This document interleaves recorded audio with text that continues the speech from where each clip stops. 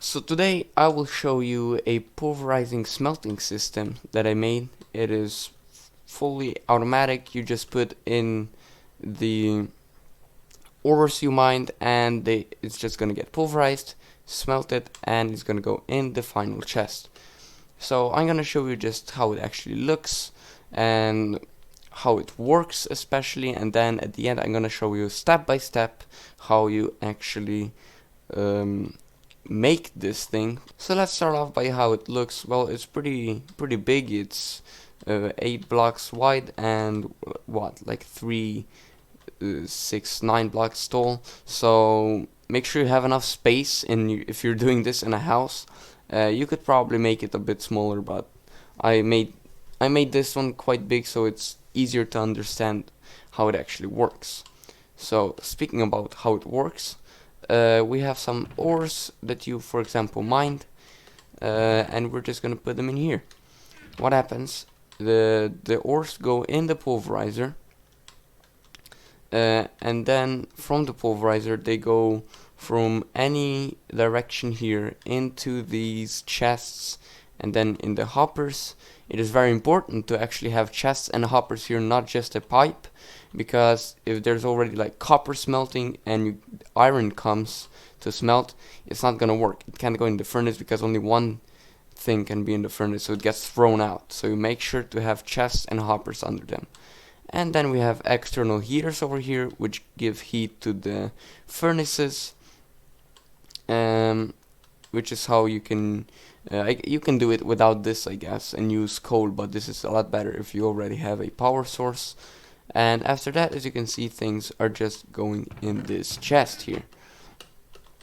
Now, it is very important to note that these are a bit configured. You have the configuration tab over here, and make sure on the left pulverizer set the right port to nothing.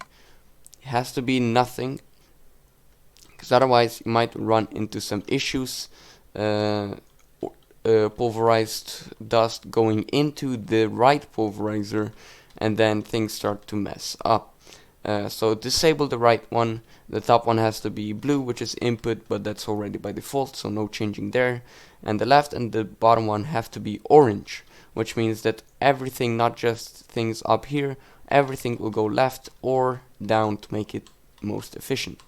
The same thing you do on the other one, but just mirrored. So the left one now has to have no input/output, and the bottom and the right one have to be yellow. We can take a look how this is built step by step. So what do you need for this? Well, you're gonna need 4 furnaces, you're gonna need 8 chests, you're gonna need 2 external heaters, 8 redstone engines, 6 hoppers, 8 wooden transport pipes, 8 stone transport pipes, 8 levers, and an engineer's hammer. Now you can use other pipes. For example, you can use golden transport pipes and an emerald transport pipe for extraction, but that doesn't matter really, unless you have a really high amount of ores going in. So just to start off, place 2 chests over here, and then you have stone transport pipes going like this and going up. Now actually there's a wooden one here, and 2 wooden ones here.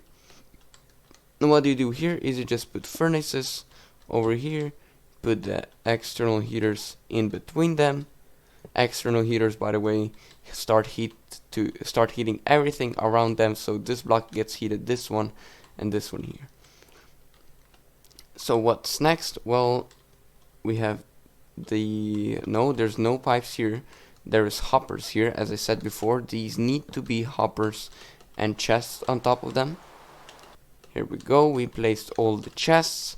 Okay, so where do we go from there? Well, you just need some wooden transport pipes over on these 2 chests, and stone ones on here. Here we go. Now you have 2 pulverizers.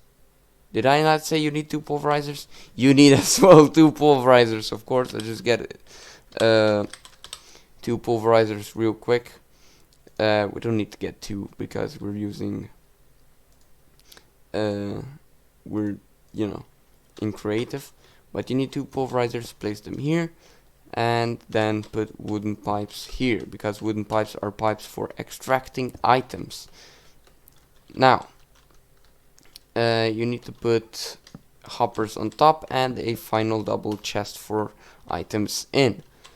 Now, as I said before, you need to look at the pulverizer, open configuration. Left one has to be yellow, orange, bottom one has to be orange. The back one can be pretty much anything. The right one has to be nothing. Okay, so this one has to be nothing to the left, orange to the right, orange to the bottom, back nothing special, and blue at the top.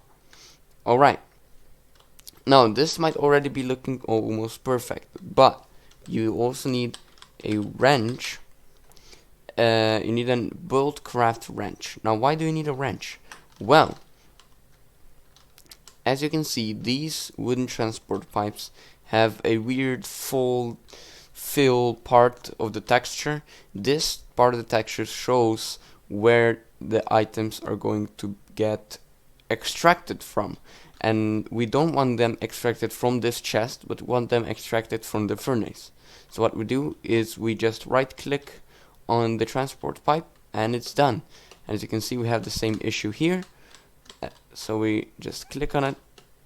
If you click on it, here we go, and that's almost done. Now, to get actually extraction going on from the pipes, you will need some redstone engines and levers to turn them on.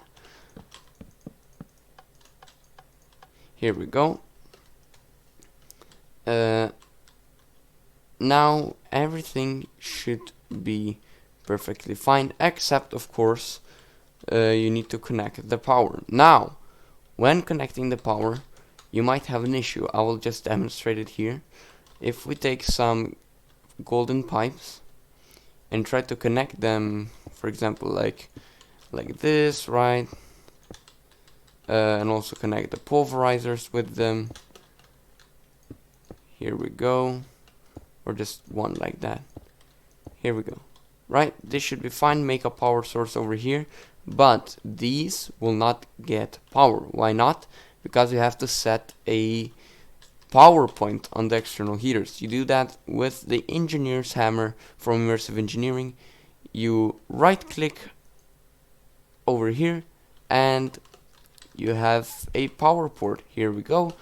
Okay, so that is pretty much how this thing works. I hope I didn't make a mistake here, but that is how it works. I recommend making this on your world. If you have a survival world, it comes in real handy. And I guess you should also make some kind of a staircase up here to the chest to put stuff in. Alright, that is it for this tutorial guide video, and see you next time.